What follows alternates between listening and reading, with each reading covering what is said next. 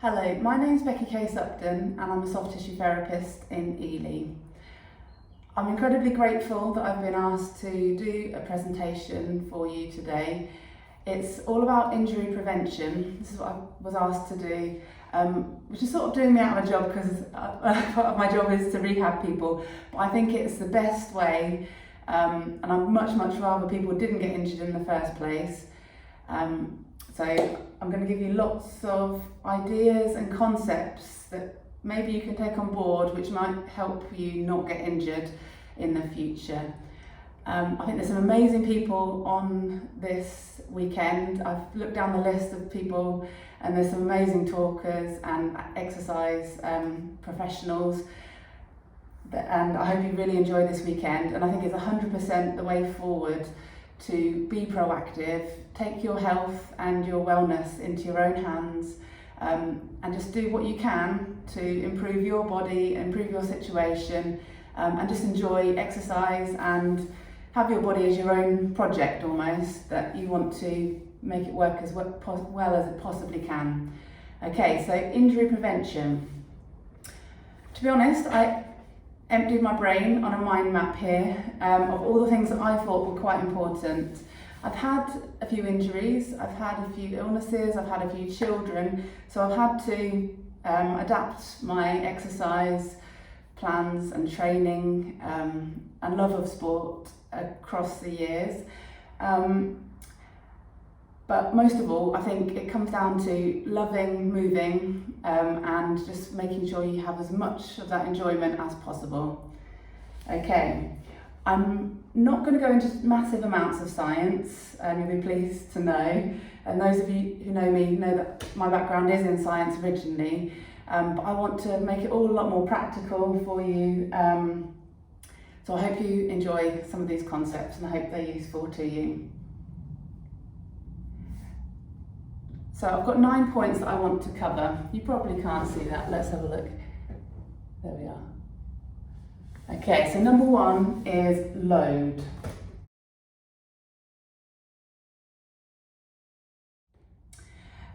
You can get injured. You can have a traumatic blow to a joint and you can get injured. So partly some of it is strengthening your body is quite key. Or you can have the kind of injury that comes on over time and is a bit of a niggle, and then your tissues become unhappy and degrade, and that's a different kind of way that you get into having an injury. Let's talk about load though. If you load your tissues either by intensity, so all of a sudden, you normally just go for a run quite gently and all of a sudden you go for a sprint. That's all amazing and brilliant, and I'm not saying don't do that, but just make sure that you do it for short periods of time or you've warmed up correctly. So intensity can add to load and stress on your body. Or frequency. If you were to do maybe no exercise classes and all of a sudden go to running every single day, that jump from nothing to huge amounts of classes or runs or anything like that will put too much stress on your body. So at the end of the day, it all comes down to you are stressing your body when you exercise, but making that stress manageable and increasing consistently. So your body will get to an amazing place. It does take time. Another aspect of this, and things that I think I see quite a lot when people come to see me in the clinic, is they tend to, even within the same day, they'll be sitting down for hours and hours and hours, not moving, and then all of a sudden they'll do a HIIT class, which is again wonderful, but they haven't warmed their body up and prepared it for the amount of load that they're about to then put on it.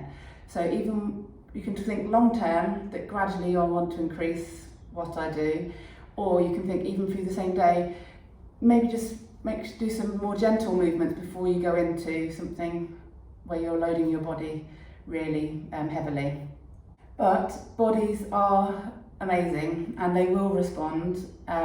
Normally when you least expect it, you'll look back and you'll think, hang on, I couldn't do that a little while ago. But because I've consistency is key, and gradually increasing is also important.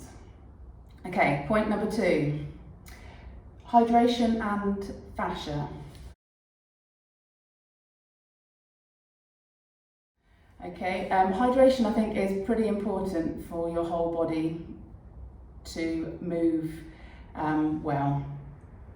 I think when we think of injuries, we often think of muscles or a break of a bone, but there is a concept that I want to introduce because I think it is quite important that people know about how their body works, and this is why I've got an orange. Okay, fascia is the connective tissue that is it's underneath your skin. It's a collagen and elastin mixture, and it's a bit like a spider web of collagen, and you have lots of droplets within this collagen matrix, and it needs to glide and it needs to flow. It can get a bit stuck, but if you look, this is a disappointing orange to be honest. It hasn't got much what I'm demonstrating to be like fascia. You know the white pith underneath the skin, it goes round all of the segments in the orange, and that's the kind of thing that this collagen matrix does. It goes it's like that layer underneath the skin that goes round all of your ligaments, all of your tendons, all of your muscles, and it connects all of your organs together. It's the packing substance, but why I'm talking about it is that we now know that it does an awful lot more for the body than we ever realised. So it has a huge amount of sensory nerve endings in places. So why I'm talking about it with injury is that sometimes we think, we've pulled a muscle, but actually it can just be that the connective tissue is remodelling, or you've aggravated and torn or hurt your connective tissue. So it's just another element that I think needs to adapt to that stress as well. And it will tell you that there's something not quite right, and if you kind of stretch too far or too much, it can actually be that connective tissue that's really not happy. So your body will perform better if you look after that connective tissue, and that's why hydration comes in. And not only drinking water, which is important, but actually the fat droplets are important. So make sure you fuel yourself well, so you do have plenty of fats in your diet. The good fats, I won't go into nutrition because that's a different subject. And also hydration can be thought of as the gentle movements will hydrate your tissues, and massage, anything that gets the lymphatic system flowing and moving. And I often test to find out what the fascial system is like in people just by moving the skin across, and you can tell which planes of motion. And if you do this on a small child, their skin will move huge amounts, whereas someone older in certain areas where the tissue actually has braced an area, so if you're on computers all day, you'll get quite short in the connective tissue as well as the muscles, to be honest, but things will brace you in certain positions, and you have to make sure that gradually is opened up and flowing by doing gentle movements, stretches, Pilates, yoga, or any gentle warm-ups before you do exercise. Just make sure that your body is flowing, the lymphatic system, which is all of the fluid that's around all of your cells, is fluid enough, with enough water, so that your body can move freely. Because that can hold you back if you're not hydrated enough. Number 3, respect gaps in training.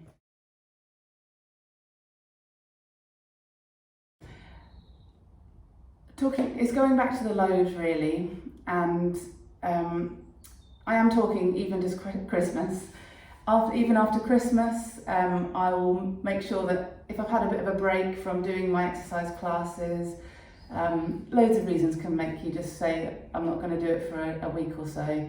but then make sure you don't go into it full on like you used to a couple of weeks before. The first couple of sessions I always ease myself back into it. Maybe halfway through a session you think, oh, this is fine, but just respect any little gaps that you have in your training. And also pregnancy is quite a big one, really. That 100% you can get back to whatever you want to be after pregnancy, but it does deserve a little bit of respect, mainly from an injury point of view. The fact that when you may have used different muscles, like carrying muscles if you've got young children, but also your collagen and your ligaments does soften with just the hormones, relaxing hormone that gets pumped out, just so you can actually physically have a baby. So just respect the fact that it will take a few months for your body to get strong enough again. But just respect these gaps in your training. But equally, 100% don't think, right, okay, I've stopped, I'm never going to do it again, I'm too old, I've had a baby, I can't exercise anymore. Don't do that, please don't do that. It's all the more reason to get back into it. And you don't have to think, I'm this, that or the other, just enjoy moving, but just ease your way back into it and then gradually build up again.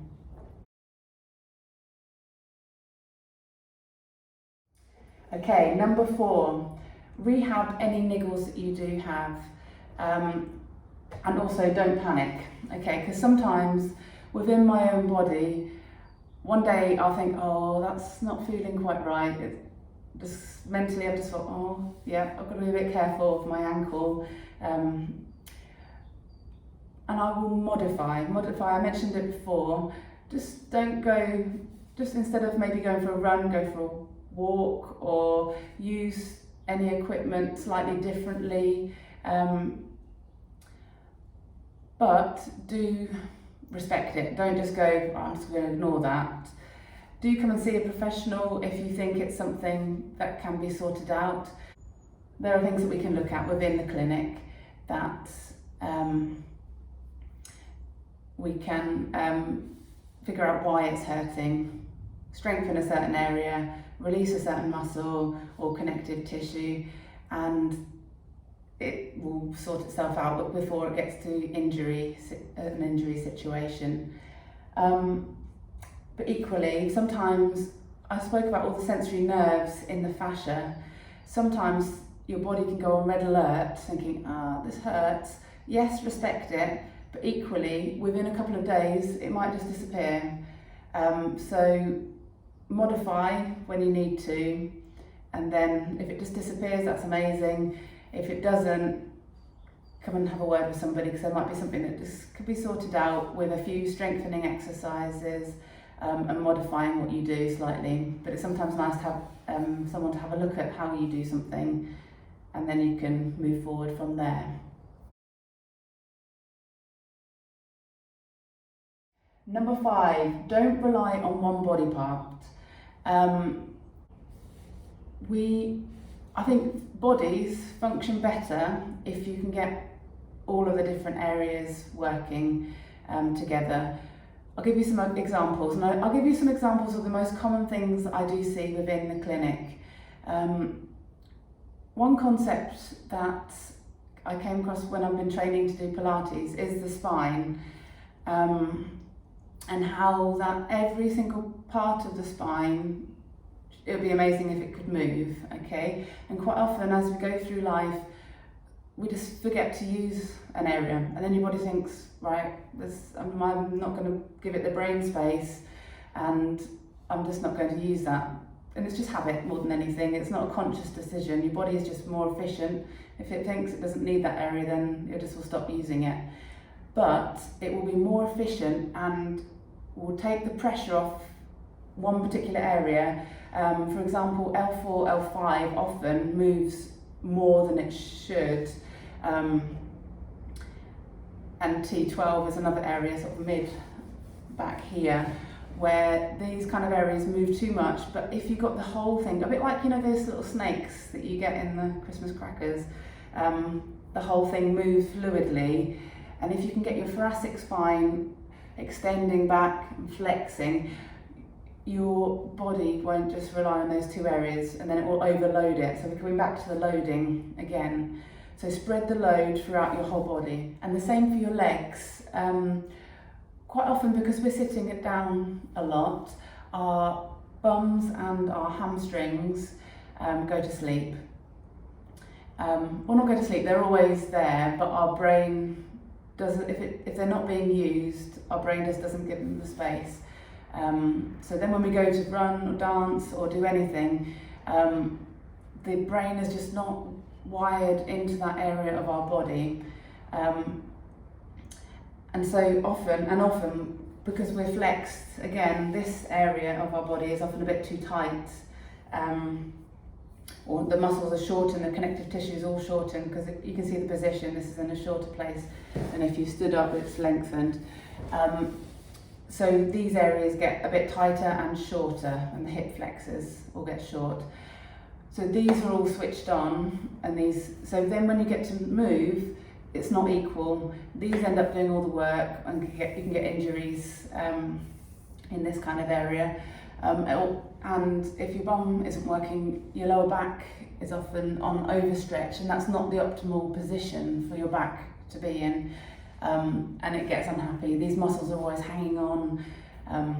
These are just common examples, okay? So the more you can get these areas exercised, the better. In not everybody, but a huge number of people that I see. And the same with the shoulders. The more exercises you can do in your lower traps, just moving your scapulars together. You can even just do that when you're waiting in the queue, is amazing. And the more you can release the front, the better. These are just incredibly common situations that I see. And I also want to just quickly say, as I'm talking about it, I might as well carry on. Sometimes muscles feel like they're tight, like hamstrings are a common one, and upper traps here. I see an awful lot of people with pain in those areas because they feel tight, but actually normally this kind of area is short and pulling forward. Same with the shoulders, because people are on computers, driving, everything's out the front, where this is the most common position for large numbers of hours. So all of these areas, they feel tight, then the muscles are not happy, the nerves are not happy, but actually they're not tight as in short, they're actually taut. So this is my daughter's hairband that's been sacrificed. Because they're in a lengthened position, they feel tight, but they're actually taut. So what really, rather than stretching them further, which will make you in an even worse kind of situation in the long run, start using these muscles gently and actually and releasing the front. Often this SCM gets a bit too tight in people, and the hip flexors and quads get too tight. So the back muscles need to be used, and these ones are the ones that need to be stretched. So these kind of stretches which you might see in exercise classes.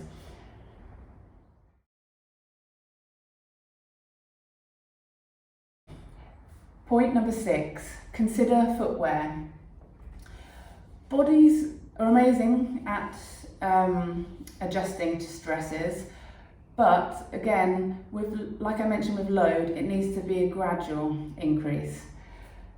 Considering footwear is my next point, in the fact that the body does not like going from one angle to another angle, back to this angle, completely flat barefoot shoes, flip-flops, then you've got your gel trainers and work shoes, and then let's wear stilettos, maybe even within the same day. And I often see quite a lot of people with calf muscle pain and a real tension through their calf muscles. Sometimes, not always, but sometimes it's to do with the fact that their calf muscles just don't know where they are, and it can have a knock-on effect to Achilles tendonitis and plantar fasciitis as well.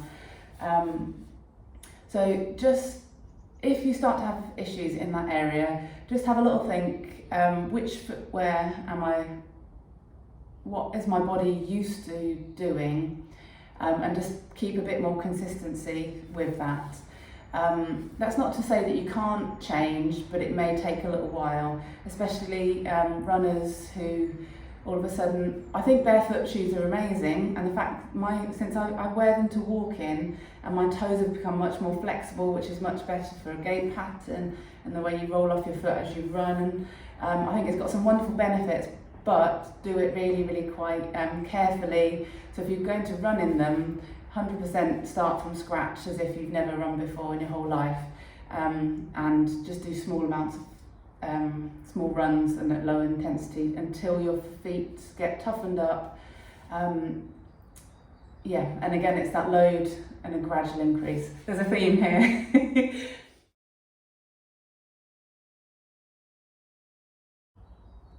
Flexibility is one element of it, okay? One part of what I want to say is that, again, we're all different, and our ligaments and joints from one person to the next can have different amounts of elastin in. We can have different angles within our hips. Some people their joints are much more stable, which in one way is incredibly useful if you're the kind of person who wants to do power and fast movements. Having joints which are really quite stuck together can be really quite useful. And the posh word for that is congruency. So the fact that the ball and socket joints are stable and have a huge amount of contact within each other is good. They know where they are and you're less likely to get pain. Range of motion where it's not controlled is actually something that can cause an awful lot of pain. So it's always a trade-off. You need some flexibility, but not too much. And you need your brain to your muscle connection. It's all very well having a massive range of motion, but if your body doesn't know where your limb is in space, it could injure itself. It won't know where to stop. It won't be strong enough to get it back to where it needs to be with the next motion. If someone suddenly throws a ball at you, you need to know where you are without hurting yourself here in the joints. So you need to training the control of that flexibility. For me, I think it's a really massive one for injury prevention. And so things like yoga, bar and Pilates can really help you with that. So explore those kind of avenues. They're not just for really flexible people. If anything, they are for flexible people to control that flexibility, but that equally they will help you increase that flexibility if you're in the other category of needing more range of motion. So it's a sliding scale, but it is massively important, I think, for injury.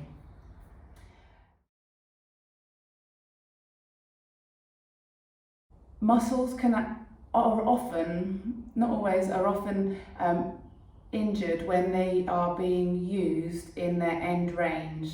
So I don't know if you've done much of the science of what muscles do, but there's like the actin and the myosin, like a comb, and it contracts they move together.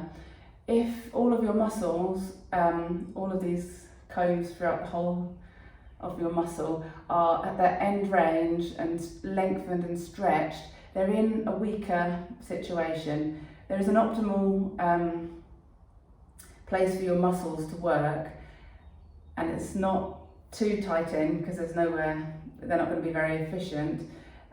It's somewhere in the middle. If they get too far stretched, and when you get to the end range of your lengthening a muscle, it's where it's at its weakest and it's not happy. And there's lots of mechanisms within your muscles which will stop you from injuring yourself, and I work with those, but that's a different story. I said I wasn't going to go into too much science. It's important, I think, to get to a certain level of flexibility, mainly because when a muscle contracts, it often does it off the back of how far it's stretched before it does that action. So when you run or move, one side will be lengthening, and once it's got to that lengthening, it then contracts. That's a concept I came across in the last year, and I found it really quite interesting. It's a way I hadn't thought about muscles working before. So you do need a certain range of motion for you to fluidly then get to the best contraction with the next movement. Increasing your range of motion is something that should be aimed for, but you need to have control of that range of motion. Should you stretch before exercise? Why this ties in is the fact that if you do stretch at the beginning of an exercise class, there's research saying that you are not quite as, your muscles are not quite as in that optimal position. They might be slightly too long. And if you're in that optimal position, that's where the most energy generation can happen.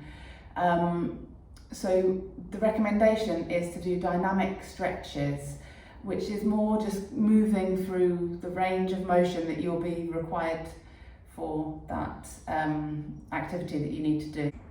The sensory feedback from just moving yourself in these areas will just wake up the parts of your brain that will need to be switched on for that activity that's about to come. And that is most important, I think, as a warm-up. And again, that hydration, making sure the connective tissue is ready to go and not adhered. There's no adhesions, or it's just flowing and sliding nicely across each other. I think that's much more important than the warm-up. Whereas you can do longer stretches, I think they're better in a separate class where you're trying to explore how far certain areas can go, and gradually do that over weeks and weeks, and you'll be surprised how much of an improvement you can get.